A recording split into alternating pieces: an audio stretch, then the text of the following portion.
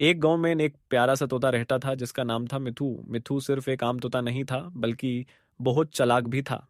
एक दिन मिथु ने देखा एक हलवे गर्मा गर्म कचौरी तल रहा है। उसकी खुशबू से मिथु का दिल ललचा गया, लेकिन बिना पैसों के कैसे खाए। मिथु एक आइडिया सोचता है, वो जोर से चिल्लाता है, देखो देखो, तुम्हारी दुकान के पीछे बंदर घुस गया। हलवाई घबरा गया और पीछे मुड़कर देखने लगा। बस फिर क्या था, मिथु ने फौरन एक गरम कचौरी उठाई और हवा में उड़ गया। लेकिन हलवाई भी चालाक था। अगले दिन उसने एक नया प्लेन बनाया।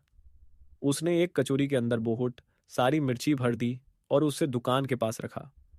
मिथु ने फिर वही ट्रिक यूज की और एक और कचौरी उठा ली। लेकिन जैसे ही उसने पहला निवाला लिया, उसके मुंह से आग निकालने लगी। अरे बाबा, ये तो मिर्ची वाली कचौरी है। मिथु ने सीख ली कि हमेशा चलक बनना अच्छी बात नहीं होती। कभी कभी ईमानदारी भी जरूरी होती है।